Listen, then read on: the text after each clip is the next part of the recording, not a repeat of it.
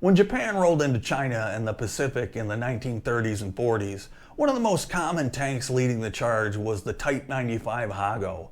Light, fast, and lightly armed, it was built for speed and infantry support, not slugging it out with enemy armor. Weighing just 7.5 tons, the Hago was about half the size of an American Sherman. It carried a 37mm main gun and a couple of machine guns.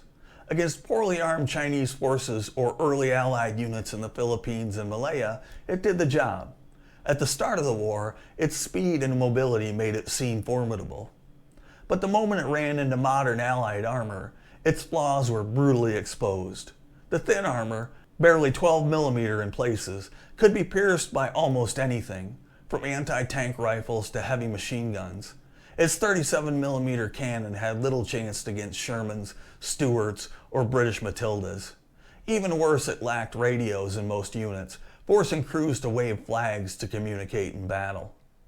By 1942, U.S. Marines were knocking Hagos out with bazookas, grenades, and even improvised tactics like climbing on top and tossing explosives inside.